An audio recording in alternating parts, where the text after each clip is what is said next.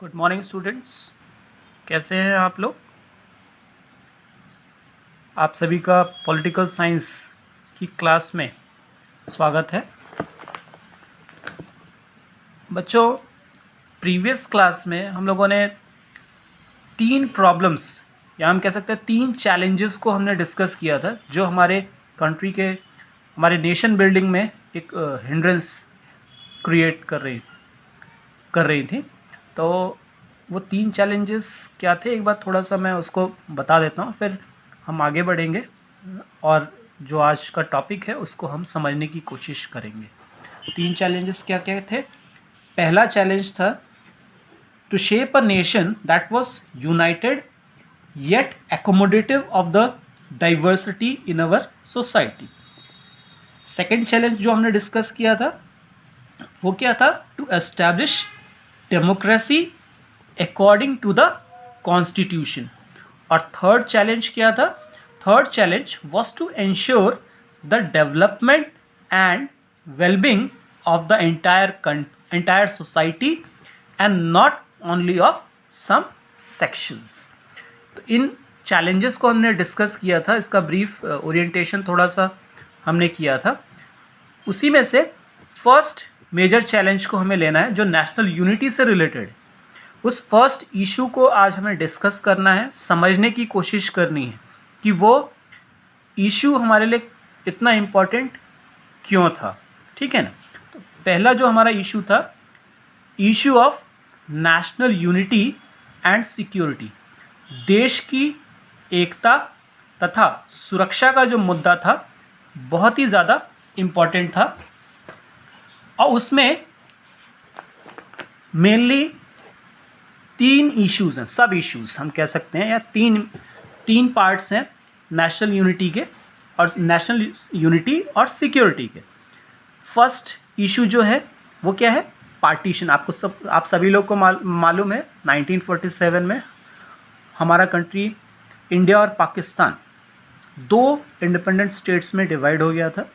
तो पार्टीशन से जो प्रॉब्लम आई थी डिस्प्लेसमेंट की, लोगों की लैक्स में लोग डिस्प्लेस हुए थे, इंडिया से पाकिस्तान गए थे और पाकिस्तान से इंडिया गए थे।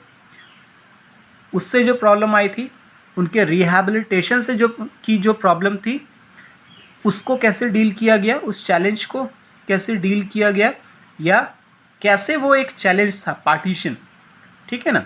सेकंड जो बहुत ही इम्पोर्टेंट इशू था, प्रीवियस लेक्चर में मैंने आपको बताया था आप सभी लोगों को कि India was divided into several, one part was entirely British India. British India के अलावा इंडिया के जो डिफरेंट पार्ट्स थे उसमें लगभग 563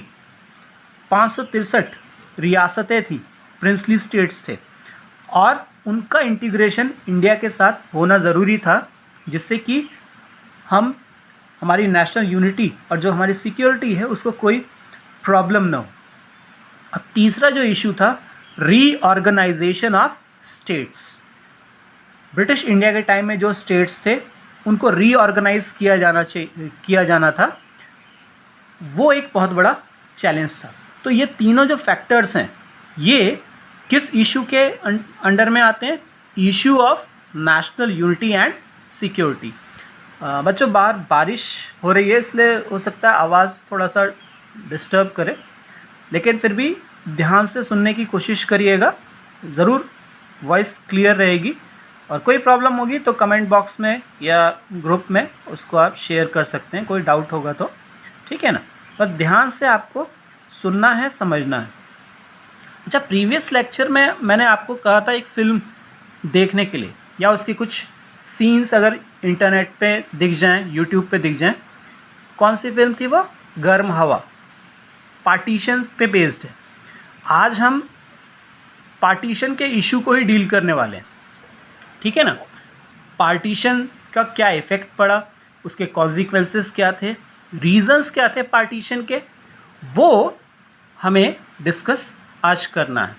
तो अगर वो फिल्म आप देखेंगे तो पार्टीशन के टाइम में जो ट्रॉमा लोगों ने फेस किया, सोसाइटी ने, एंटायर सोसाइटी ने, जिसकी यादें आज तक ताज़ा हैं, और जिसकी वजह से अगर हम कह सकते हैं दो रिलीजियस कम्युनिटीज़ में हिंदूज़ और मुस्लिम्स, उनमें एक डिवाइड सा, कॉन्फ्लिक्ट सा नज़र आता है। आज तक वो चीज़ें जो हैं वो दिखती हैं, ठीक है ना। तो एक बहुत बड़ा इशू है जिसके आफ्टर इफ़ेक्ट्स खूब हुए हैं हर जगह। ये इसका जो इमोशनल जो टच है वो दिखता है। Partition, displacement and rehabilitation. Partition की वजह से लाखों लोग डिस्प्लेस हुए, फिर उनको रिहैबिलिटेट करना था। तो ये सारी चीज़ें कैसे हुई उसको हम डिस्कस करेंगे। तो सबसे पहले तो हम देखते हैं, कुछ पॉइंट्स को डिस्कस करते हैं। First point, on 15th August 1947 two nation states came into existence, India and Pakistan, because of partition. इस पॉइंट से तो सभी लोग अवगत हैं। All of you are aware that in 1947 two countries came into existence, India and Pakistan, because of partition. अब आपके मन में एक प्रश्न आता होगा कि ये इंडिया दो कंट्रीज़ में, दो नेशन स्टेट्स में, टू इंडिपेंडेंट स्टेट्स में डिवाइड कैसे हो गया। The main reason behind was two nation theory which was advanced by Muslim League. And you should know that what is two nation theory. Two nation theory का support करने वाले जो लोग हैं वो ये कहते हैं कि India consisted of not one but two people, Hindus and Muslims, ठीक है। तो ये टू नेशन थ्योरी को बार बार एडवांस किया गया मुस्लिम लीग के द्वारा, जिसकी वजह से अल्टीमेटली हुआ क्या, 1947 में इंडिया का पार्टीशन हुआ, ठीक है ना। ओके, अब हम पार्टीशन के डिफरेंट फेजेस को समझने की कोशिश करेंगे। फर्स्ट टॉपिक इज, उसका नेक्स्ट जो टॉपिक है, प्रोसेस ऑफ पार्टीशन। पार्टीशन की प्रोसेस को कैसे फॉलो किया गया, ठीक है ना। कैसे पार्टीशन हुआ, कैसे, उसके लिए क्या क्राइटेरिया बनाया गया पॉलिटिशियंस के द्वारा या जो उस समय के जो एडमिनिस्ट्रेटर्स थे उनके द्वारा।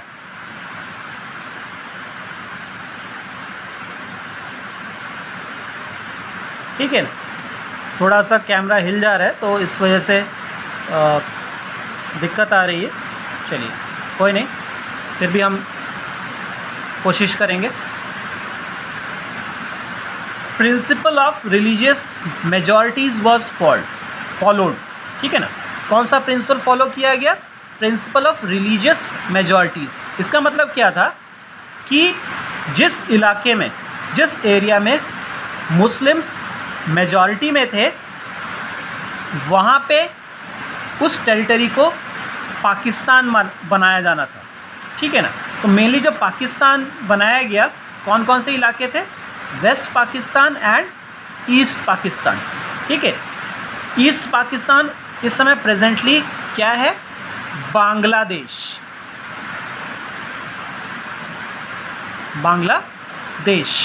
ठीक है ना।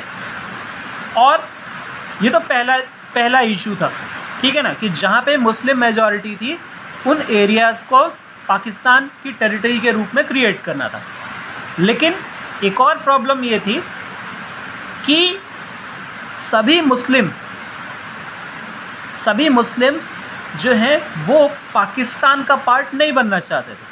दे didn't wanted to be in Pakistan. For example, Khan Abdul Gaffar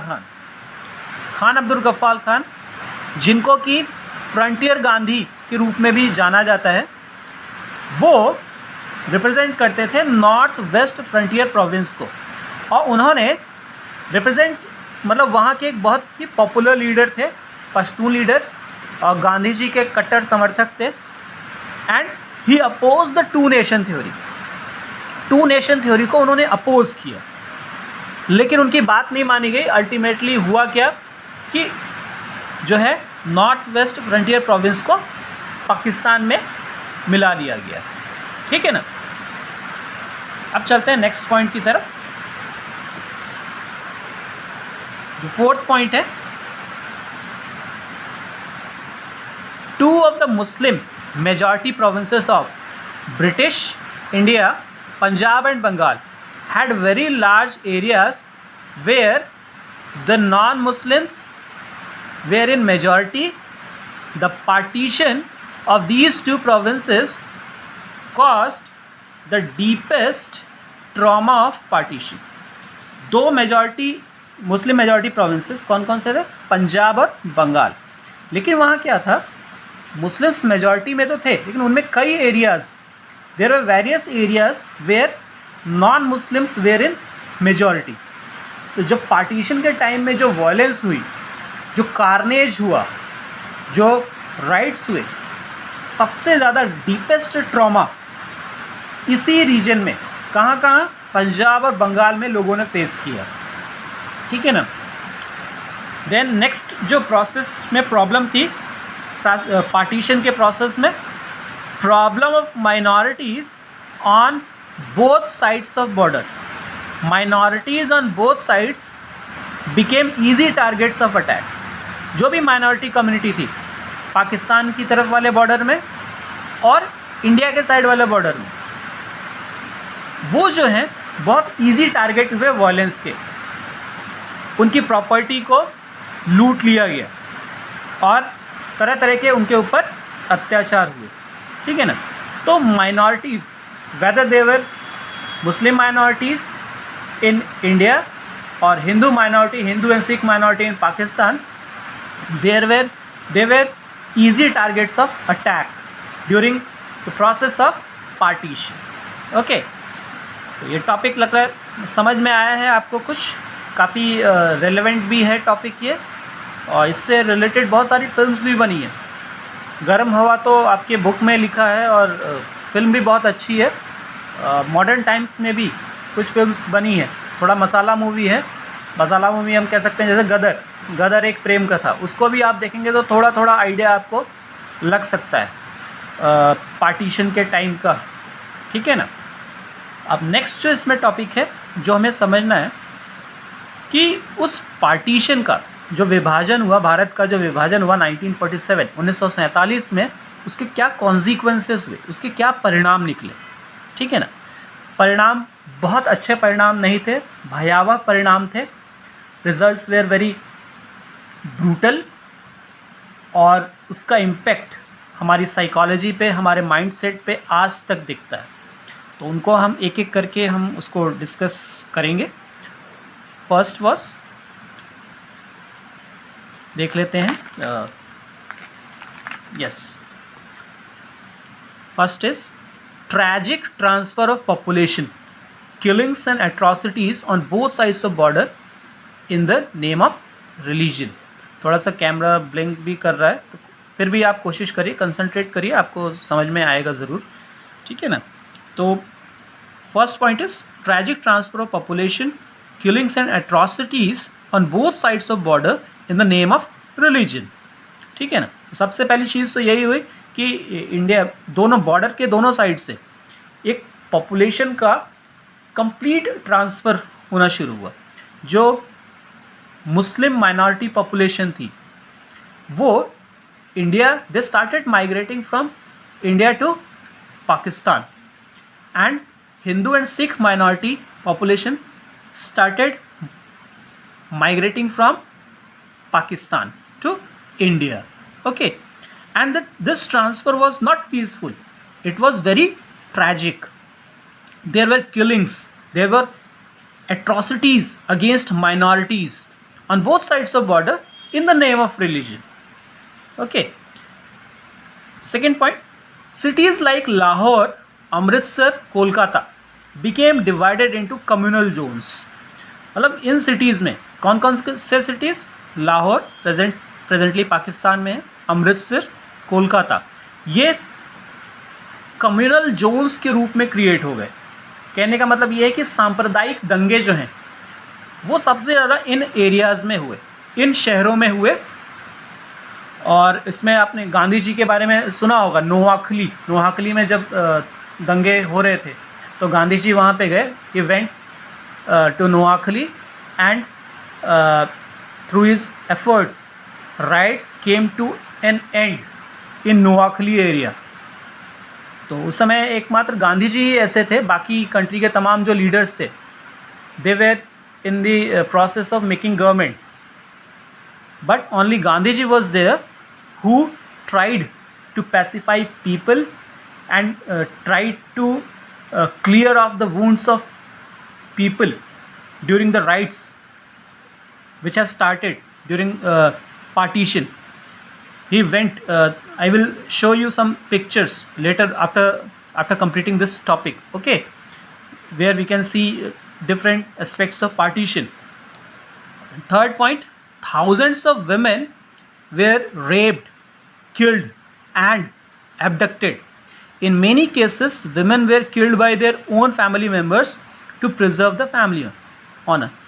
बच्चों, कभी भी वायलेंस होती है, कभी भी कोई दंगा होता है, राइट्स होते हैं, तो विमेन जो हैं सबसे इजी टारगेट होते हैं और उनके साथ सबसे ज़्यादा जो है एट्रॉसिटी होती है, उनका सबसे ज़्यादा एक्सप्लॉयटेशन होता है, ठीक है। तो पार्टीशन के टाइम में भी यही हुआ। लोगों ने, जो भी राइटियर्स थे, एंटी सोशल एलिमेंट्स थे, उन्होंने टारगेट करना शुरू किया अगेंस्ट कम्युनिटी की जो विमेन थी। उनका रेप हुआ, उनको मार दिया गया जान से, एबडक्ट किया गया उनको, ठीक है ना।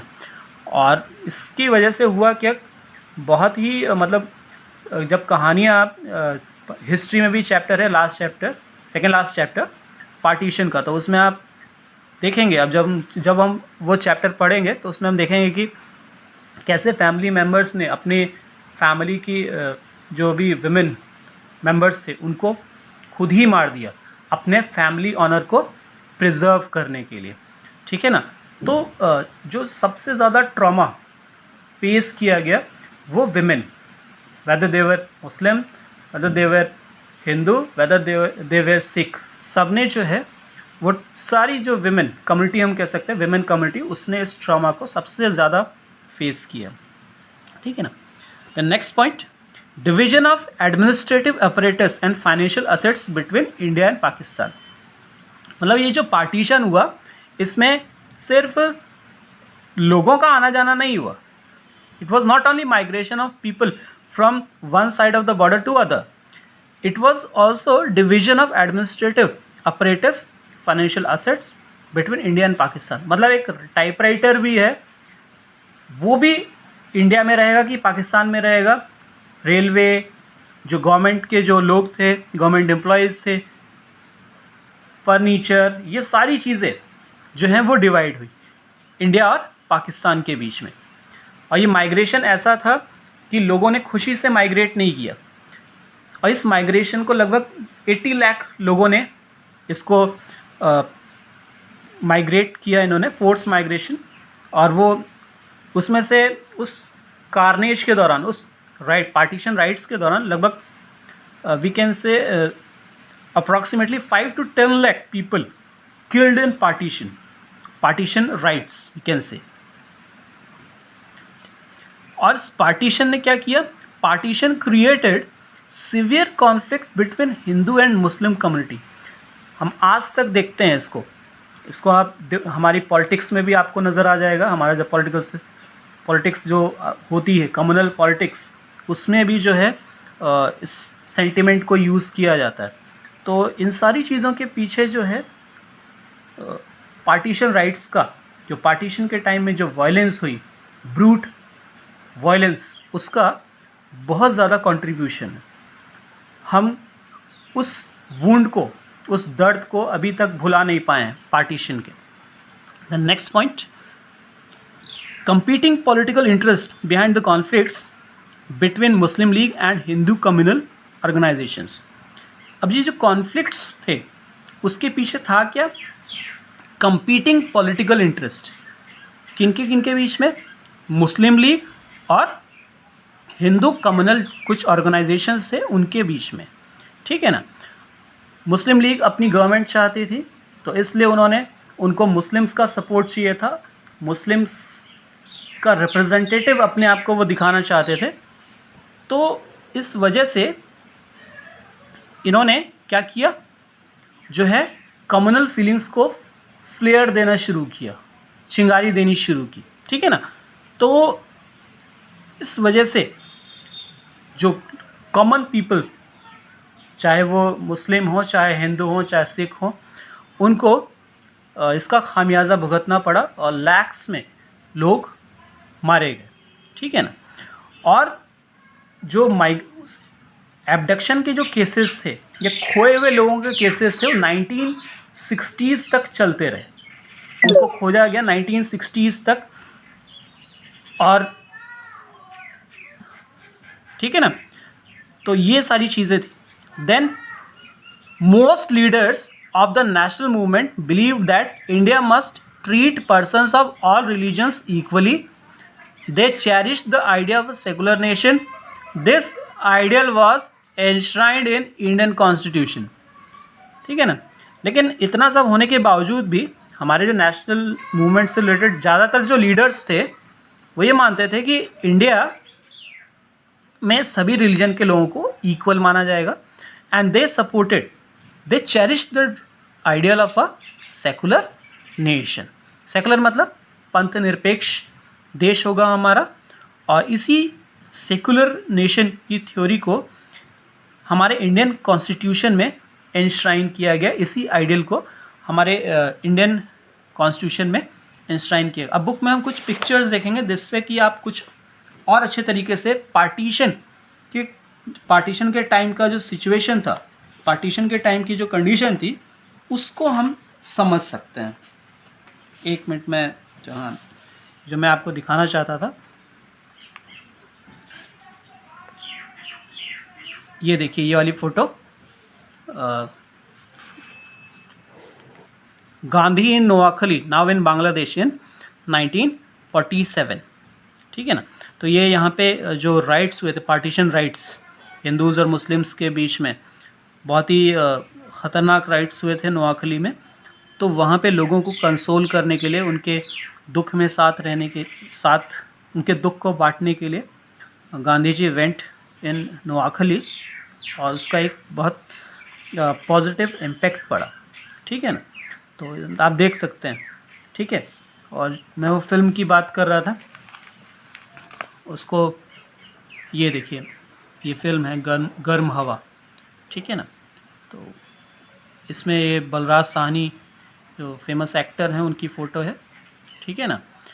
तो इसको आप फिल्म को ज़रूर देखिएगा, बुक होगी तो आप थोड़ा सा इसका ब्रीफ इंट्रो पढ़ सकते हैं, ठीक है ना। तो ये चीज़ें हैं, इसको आपको देखना है, समझना है। बारिश हुई होगी, तो बारिश अभी हो रही थी बल्कि, तो आवाज़ हो सकता है थोड़ा सा गड़बड़ आए, फिर भी आप ध्यान से सुनेंगे तो अच्छा। हाँ, एक और चीज़ मैं कहना चाह रहा था, वो ये कि भले माइग्रेशन हुआ और पाकिस्तान को कॉन्स्टिट्यूट किया गया कम्युनल बेसिस पे, रिलीजन के बेसिस पे, लेकिन जो हमारे लीडर्स थे वो माइनॉरिटीज़ को लेकर उनके व्यूज़ लगभग एक जैसे हैं। अब जैसे ये फ़ोटो देखेंगे, मोहम्मद अली जिन्ना की है, वो कायदे आज़म के नाम से जाने जाते हैं, पाकिस्तान के फर्स्ट गवर्नर जनरल थे, पाकिस्तान के पहले प्राइम लीडर थे। उन्होंने क्या कहा, मैं एक बार पढ़ देता हूँ, फिर उसके बाद जो हमारे first prime minister Jawaharlal Nehru थे, उन्होंने क्या कहा वो हम देखेंगे। पहले मोहम्मद अली जिन्ना को हम देख लेते हैं। We should begin to work in that spirit, and in course of time all these angularities of the majority and minority communities, the Hindu community and the Muslim community, because even as regards Muslims you have Pathans, Punjabis, Shias, Sunnis and so on, and among the Hindus you have Vanish.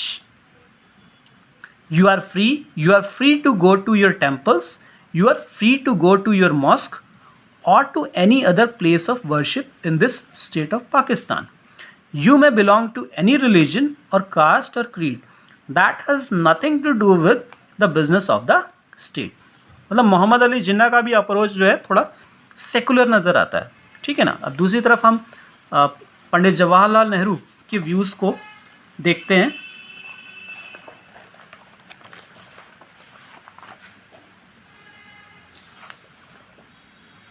Pandit Jawaharlal Nehru ने क्या कहा? We have a Muslim minority who are so large in numbers that they cannot, even if they want, go anywhere else. That is basic fact about which there can be no argument. Whatever the provocation from Pakistan and whatever the indignities and horror inflicted on non-Muslims there, we have got to deal with this minority in a civilized manner. We must give them security and the rights of citizens in a democratic state. If we fail to do so, we shall have a festering sore which will eventually poison the whole body politic and probably destroy it. तो हम तो जानते ही हैं कि हमारा constitution जो है secular constitution है, और चाहे वो किसी भी रिलीजन के जो लोग हों अपने धर्म को, अपने रिलीजन को प्रोफेस करने के लिए फ्री हैं, और हमारे स्टेट का अपना कोई ऑफिशियल रिलीजन नहीं है।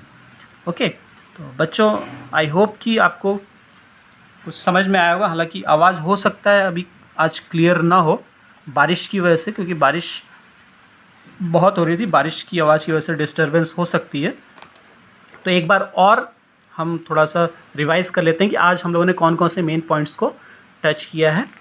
तो हमने अभी जो 3 इश्यूज़ हमने पहला इशू लिया था, issue of national unity and security, उसके 3 सब इश्यूज़ हैं। 3 सब इश्यूज़ में से हमने पहला इशू आज डिस्कस किया है। तो 3 सब इशू क्या हैं? First is partition, displacement and rehabilitation. तो इसको हमने आज डिस्कस किया है। नेक्स्ट लेक्चर्स में, आने वाले कमिंग लेक्चर्स में, we have to discuss integration of princely states, कैसे प्रिंसली स्टेट्स को इंटीग्रेट किया गया इंडिया में। देन रीऑर्गेनाइजेशन ऑफ स्टेट्स, कैसे हमारे कंट्री में स्टेट्स को रीऑर्गेनाइज किया गया दोबारा, और कैसे हमने फिर नेशनल यूनिटी और जो सिक्योरिटी की जो इशू था उसको हमने डील किया। तब हमारा ये चैप्टर कंप्लीट होगा। तो अभी हमने फर्स्ट पॉइंट क्लियर किया है, ठीक है ना। और पार्टीशन में हमने प्रोसेस ऑफ पार्टीशन को स्टडी किया, और पार्टीशन के टाइम में क्या क्या उस समय सिचुएशन थी हमारे कंट्री की, क्या प्रॉब्लम्स थी, माइनॉरिटीज़ को कितना प्रॉब्लम हुआ, बड़ी संख्या में लार्ज स्केल में माइनॉरिटीज़ जो है उनको मार दिया गया राइटियर्स के द्वारा, एंटी सोशल एलिमेंट्स के द्वारा। वो सारी चीज़ें हमने देखी। कॉन्सिक्वेंसेस ऑफ पार्टीशन, पार्टीशन के क्या कॉन्सिक्वेंसेस हुए, वो हमने आज जो है समझने की कोशिश की है, ठीक है ना। तो आई होप कि आपको सभी को ये चीज़ समझ में आई होगी। और आज का लेक्चर यहीं समाप्त होता है, और इसके हैंडआउट्स मैं ग्रुप में आप लोग को सेंड कर दूंगा, और इसको आपको अपनी कॉपी में लिखना है, ठीक है। Okay, thank you.